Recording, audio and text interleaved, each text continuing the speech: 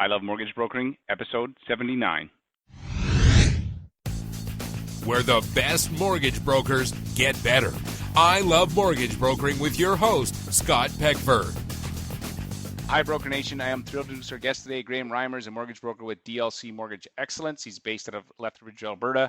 He's been a broker for 8 years and was recently featured in CMP's 2015 Young Guns. And I'm absolutely stoked for this interview today. Graham, are you ready to rock? I sure am. Awesome. So can you just tell us a little bit about yourself? Sure. Yeah, I'm 29 years old. Like you said, I had the recent honor of being in the CMP magazine, which was great. I was born and raised here in Lethbridge. So, I've been here with my wife. We've been married for about 6 years. We don't have any kids. So she lets me do the mortgage business and have fun and focus on that. And been, like you said, broker for about 8 years. Loved it for about 7. The first year was a bit of a gong show. Just getting started. I would have been about 21 years old, so I could barely spell mortgage at that point. It's been good since. Right. And so how did you get into the mortgage business? Because my experience has been most people, in kindergarten aren't like, when I grow up, I want to be a mortgage broker. It's kind of something you kind of end up here. So what was your path to like 8 years ago and 21, which is pretty young to get into this type of profession?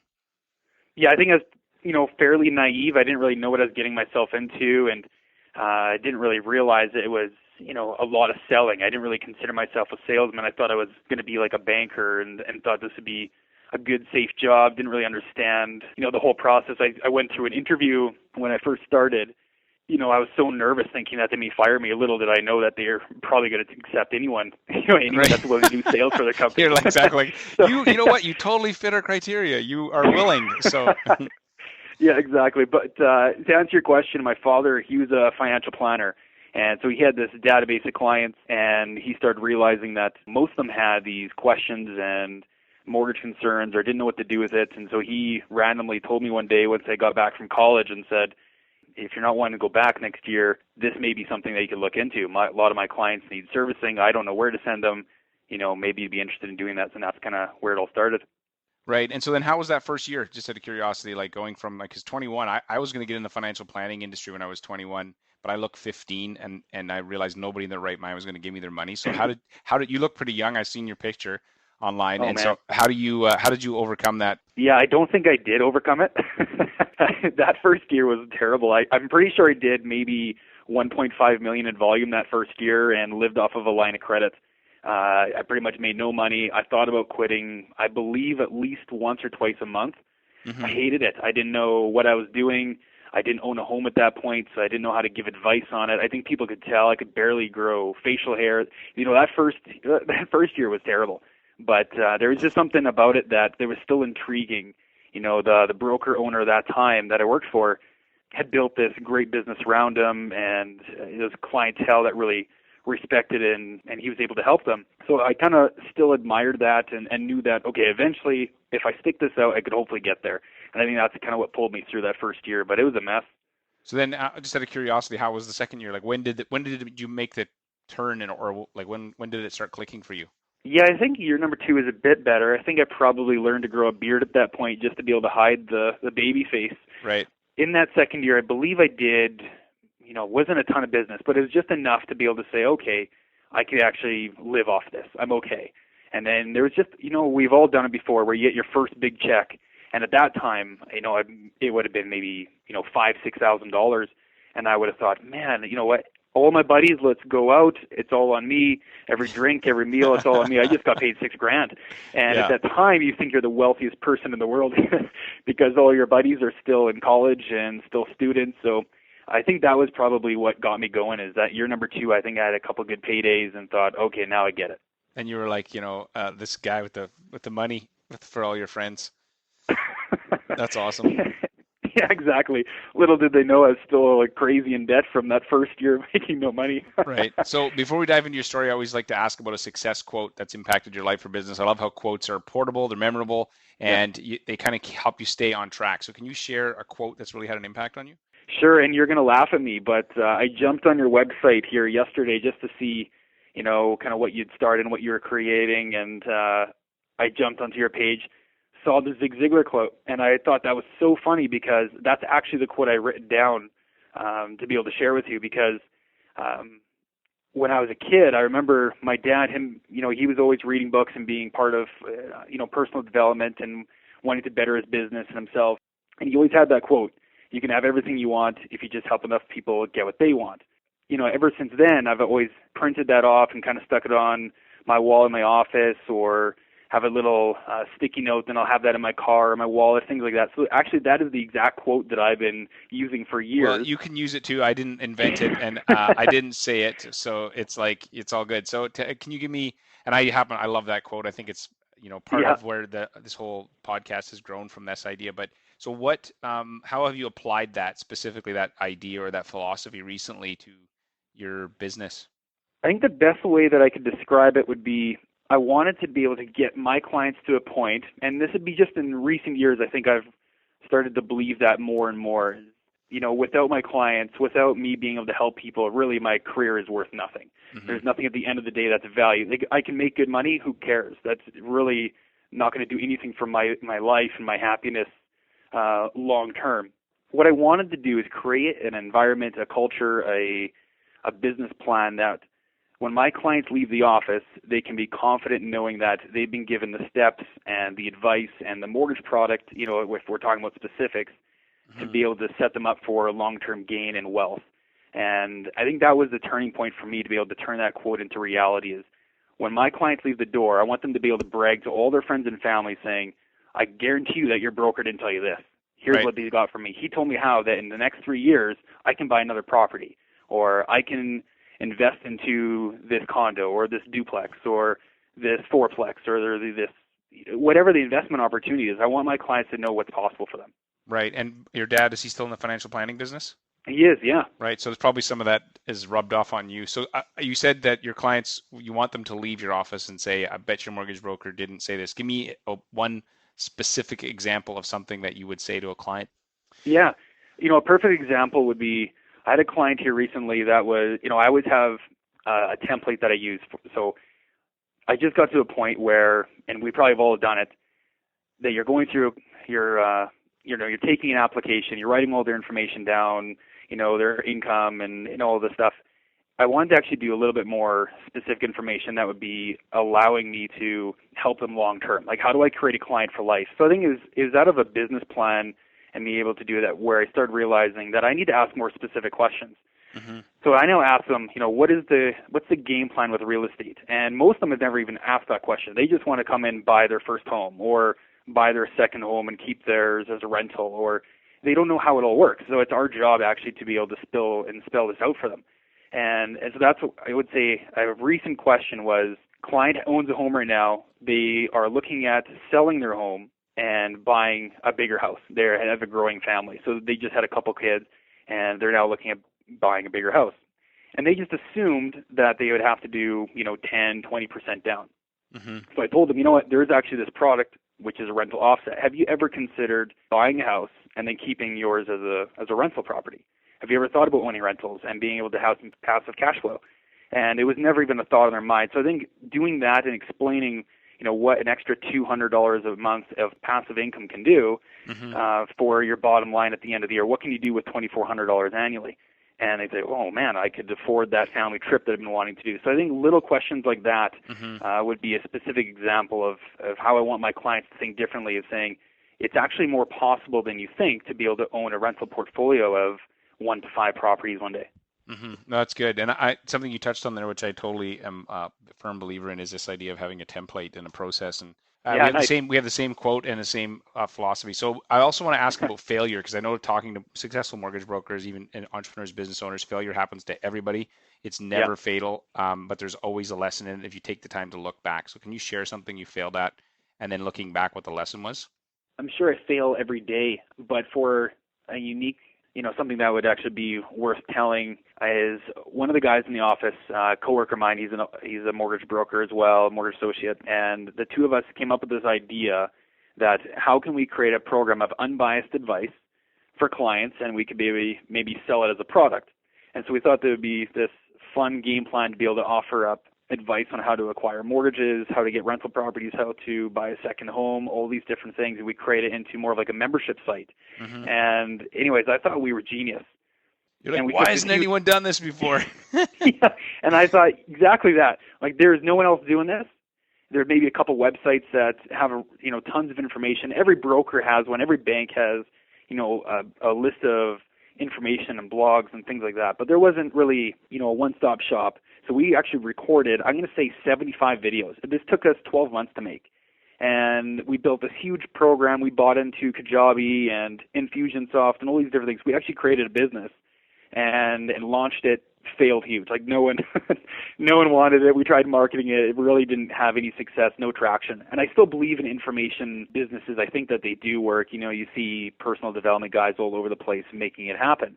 But I think what I realize is information is so available and so free that as long as if the people are looking for someone they can hold on to and trust and actually walk them through the process rather than giving just another information site, because that information is everywhere. And even though we set it up really pretty and had different logins and you get a membership, but we charged for it, at least we tried to. And I think we had maybe some friends and family sign up for it, but it was a huge failure. I still believe I still love the idea, but the benefit of that, or what we learned from it, is it was worth the expense of taking the time, because through those videos that we made, 75 videos, let's say they're 5 minutes each, all giving different specific examples of the mortgage process, how to meet with a realtor, how to work with a lawyer, things like that. Once we did all that, it just really defined what we do, and it helped me actually pull out the pieces that a client really cares about, because there's so many things that we think that they really need to know that they just say, whatever, Graham, just make it happen, get me a mortgage, see you later. So it actually helped me fine-tune what is really important to a client. So even though I spent tons of time and failed huge on this program, lost lots of money trying to create something great, I learned what a client really needs to know. And I think that unless you go out and take that step forward to see if this is going to work or not, it's worth chucking darts. Mm-hmm. That's a pretty interesting. You're talking about some stuff that I bet you most, mortgage brokers probably never heard of, like Kajabi and Infusionsoft, but definitely in the online marketing space, those platforms are very popular. I would off air, I won't hijack this interview to just chat with you about that, but that's some stuff that I also find very interesting. So now I also know, talking to successful brokers, that they have systems and processes. You kind of alluded to this earlier about having a template for your sort of your meetings and stuff. I want to ask about on the administrative side. So can you share an example of something maybe that wasn't working on the administrative side for you and a change you made in the outcome that you got?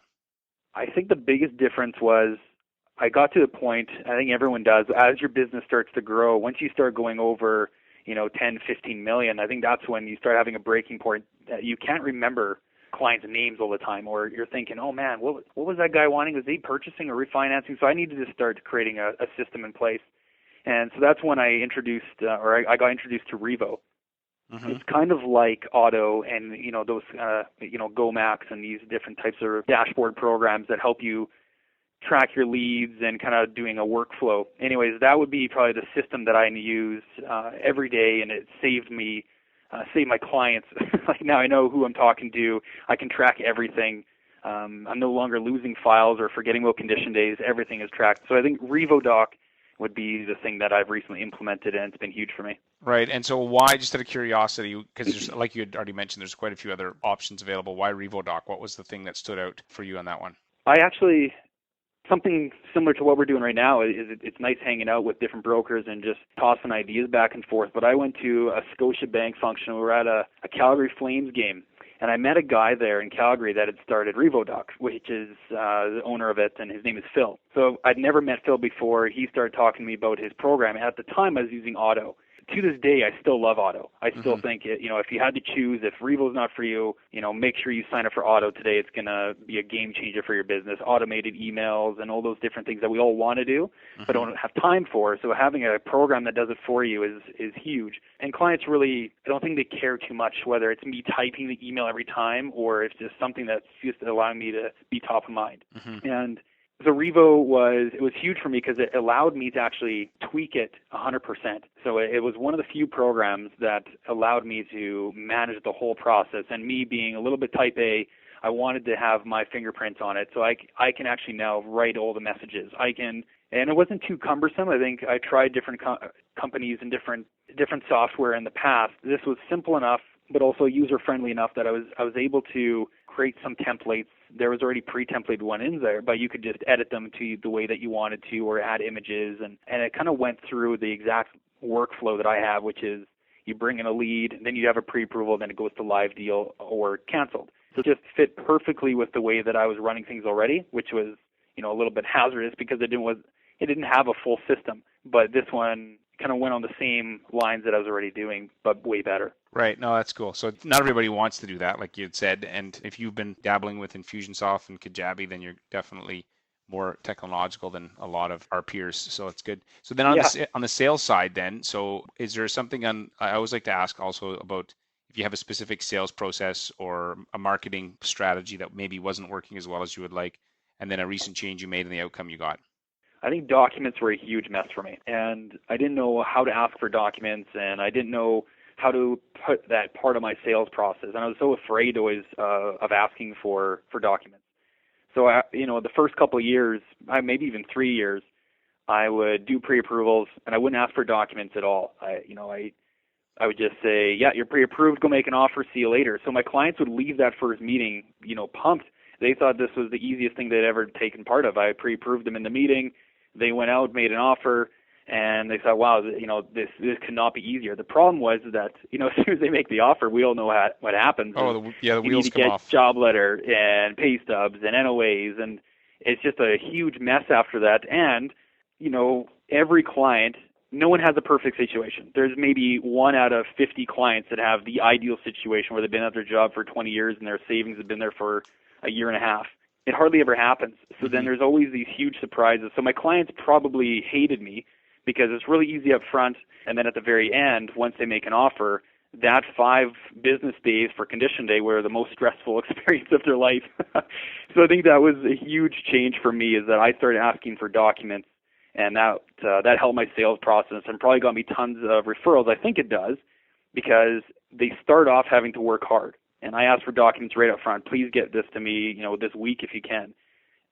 So that way when they're shopping for houses and they make that offer, then really it's just a matter of dotting the I's, crossing the T's, maybe getting some void checks, but I have all their income documents ready to go. And then the last moments with me, that 5 condition days or 5 business days for conditions are a breeze. Mm-hmm. So I think that'd be a recent, totally. It's good that you figured that out. It's helped. Yeah, that's extremely helpful for anybody listening that's not doing that. Shame on you. And eventually you'll learn that if you want to make the client experience better, you're better to make it harder up front and easier on the back end. And that's good. So yeah. I also want to ask about diversifying your income. So I've noticed that talking to mortgage brokers that there's kind of 2 camps that have formed. One said, just stick with mortgage brokering, that's enough. And there's another camp that says, no, you should get share of wallet and, have other products and services. So I just wanted to ask where you fell, which camp you're kind of in. And then if you are in the diversifying or, getting other income streams, what are you focusing on right now? Yeah, so I already told you here a bit earlier that my dad's a financial planner and he still is. So we refer business back and forth quite a bit. So obviously I get leads from him and referrals, which is great, and I do the same for him. But not all clients want to have that, and sometimes it takes a while to meet with a financial planner. So we have Mortgage Protection Plan, MPP, and I sell that, 100% of the time I offer it.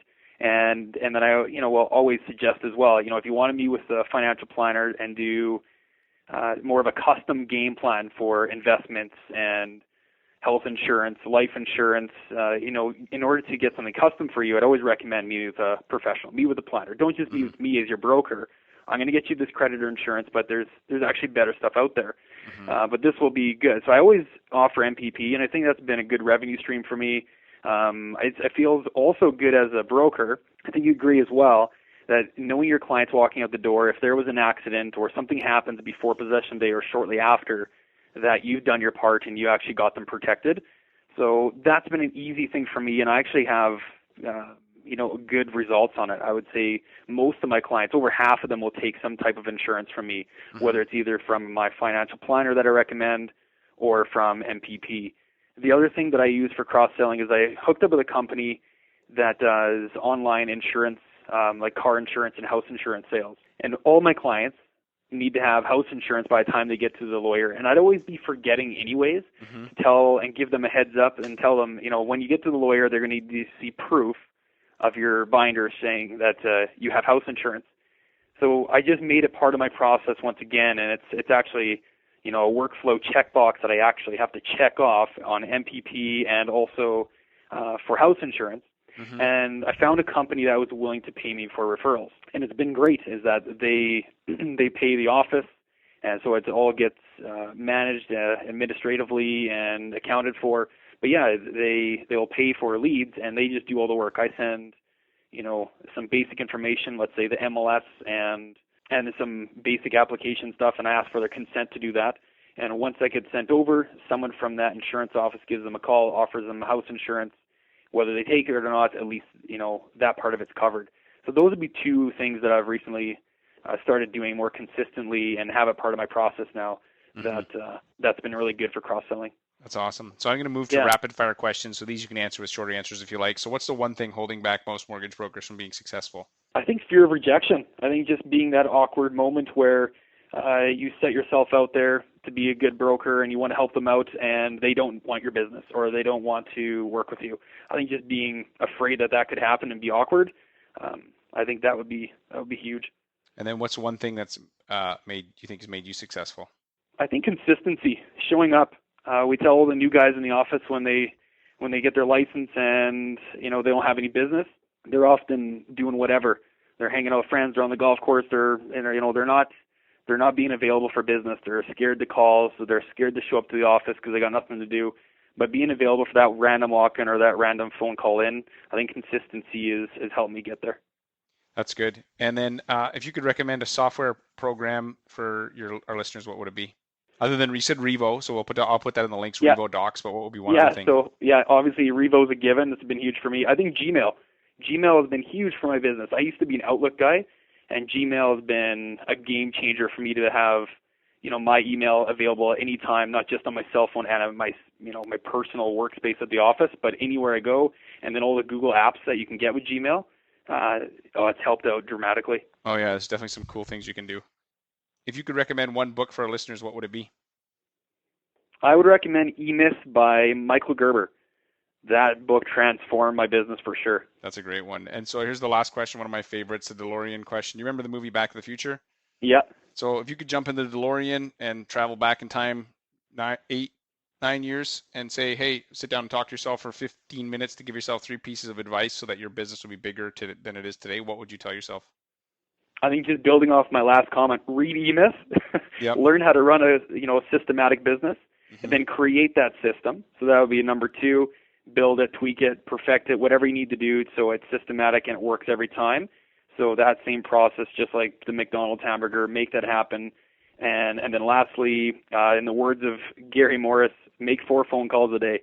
Call people, make it consistent, make it part of your routine, and then just build it into your schedule, whether it's the end of the day, beginning of the day, middle, whatever works for you, make those 4 phone calls. Right. No, that's awesome. So, Graham, I really appreciate your time today. Where can people find you online? I'm at mortgagecrusher.ca. That's my website, and look me up on Facebook as well, Graham Reimer. Send me a message if you got questions or just want to chat business. That's good too. Mortgage Crusher. That's awesome. Well, I really appreciate your time, and anybody listening can get notes, links to everything we talked about, and as well as to Graham's site at ilovemortgagebrokering.com. Graham, I hope you continue to crush it, man, and have an awesome year. Thanks so much.